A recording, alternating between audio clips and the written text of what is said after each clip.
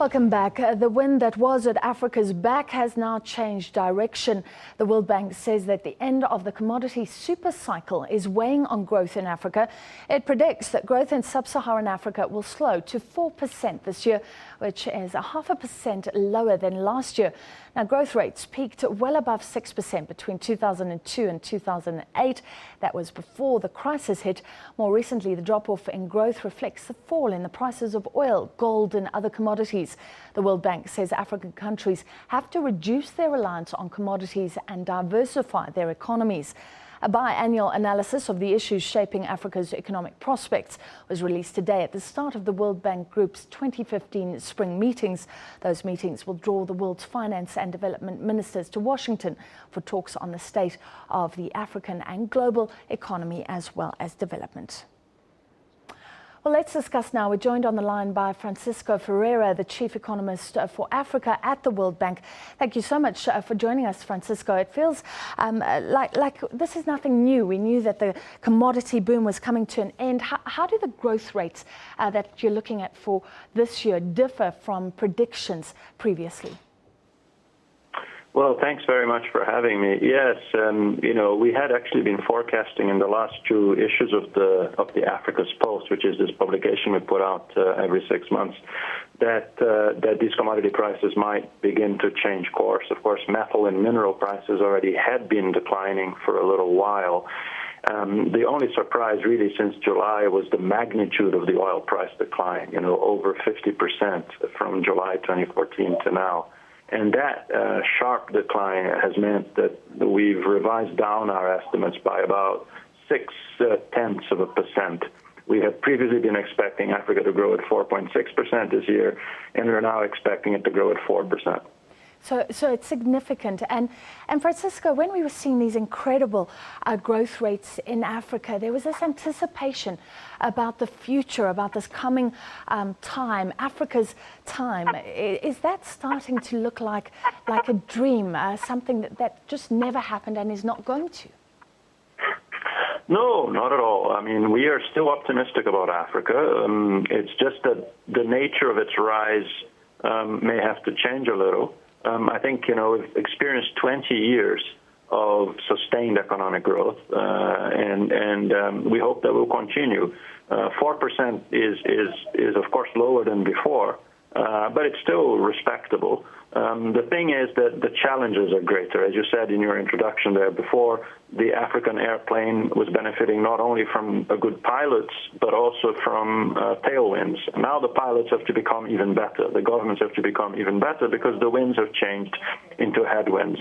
So the premium on good policy, on integrity in governance, on reducing corruption and wastage, and on making every bit of public spending as efficient and as well targeted to the poor as possible, or even higher than they were before.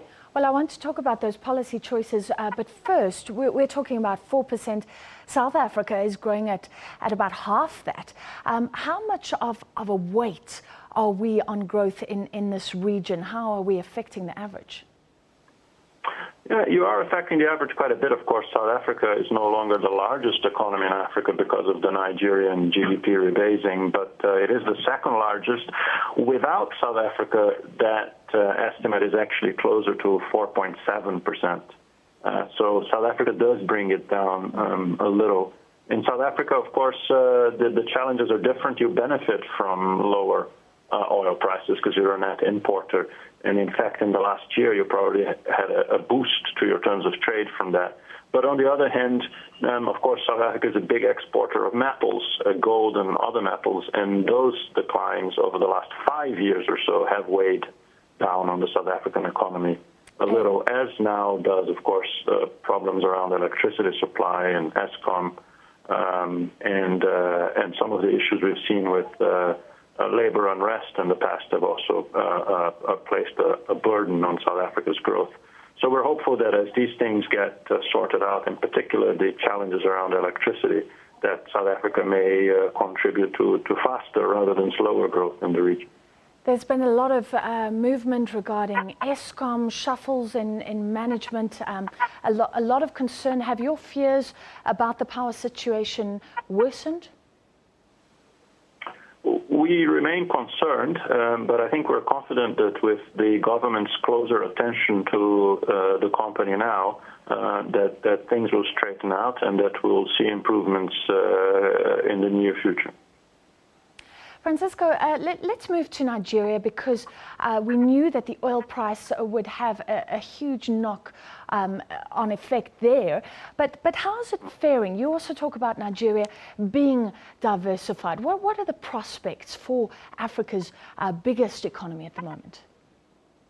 Well, there's no doubt that, it is being a very large oil exporter. Oil and gas together account for over 90% of its exports, and also a big fiscal impact, because as much as 70% of fiscal revenues in Nigeria come from oil. There's no doubt there's a shock. And we do expect Nigeria's growth to come down a little in 2014, still be in positive territory for sure, but lower than the 6.8% that they had last year. So there will be a little knock there for sure. But it's a less severe situation than it is for some of the more specialized countries, the ones that are even more concentrated on oil. Around 15% of Nigeria's GDP is accounted for oil. 15. That number is much larger in Angola, Equatorial Guinea, Gabon, the Republic of Congo. So Nigeria has diversified a little into some manufacturing, but a lot into services.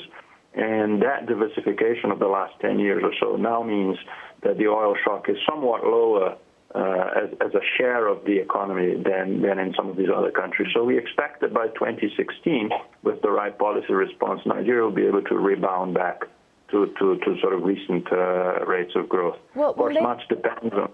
Let's talk about the right policy response, Francisco, because you were saying governments have to be sharper. And it sounds to me like you're saying be very careful of debt. Don't go well beyond your means, but that has huge implications for poverty in Africa when growth rates are slowing down. So how do you balance? What is the right response? Yeah, that's an excellent question. It's a difficult one, and it's one, the answer to which, of course, varies from country to country. Africa is not a single country, as you well know. It's very, very diverse.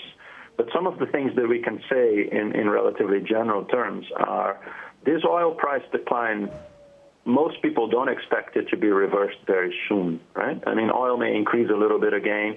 Some people in the market talk about it settling down at around $65 per barrel, perhaps, over the next 2 to 3 years, but nobody is contemplating a very big increase again.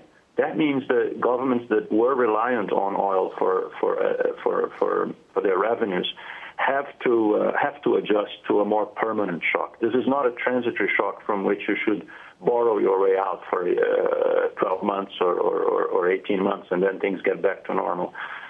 Borrowing is a more adequate response when the shock is transitory. This is not what this current shock looks like. So some adjustment is necessary. Of course, in countries that have very low levels of debt, which include Nigeria, actually, Nigeria has very low debt, can borrow a little. There is some room for maneuver, but it's not enormous.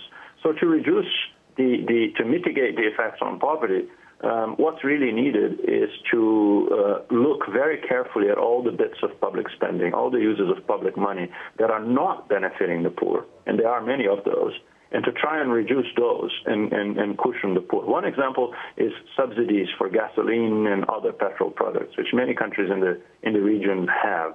Those subsidies typically go to richer people and the upper middle class who use gasoline and oil and petrol much more than the poor.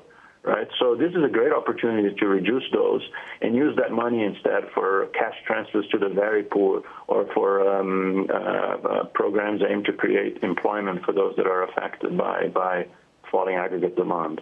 Very interesting recommendation. So finally, and quite quickly, Francisco, just a response to how South Africa, our fiscal policy at the moment, like you said, we're not impacted by oil. What we're choosing to do is seemingly rein in debt, say it's not going to become uncontrollable, but we're keeping up some social spending. Are you happy with South Africa's response? In terms of the social spending, yes, I think South Africa's response is quite adequate. South Africa's challenges, beyond the immediate ones that we've already discussed around electricity, really revolve around its labor market, which still has, suffers from structural issues that create this very high unemployment rate that we have, particularly high among youth. So there are some big challenges around South Africa's labor markets and the integration of people into that labor market, some of which hark back to the legacies of apartheid, of course. Those are too long and probably the subject for another conversation. But on the social spending, I think things are good, but attention needs to continue to focus on making the labor markets more flexible and more able to absorb young workers. All right, Francisco, thank you very much. I hope we will have another conversation. I've kept you longer than planned. This time, Francisco Ferreira, the Chief Economist for Africa at the World Bank.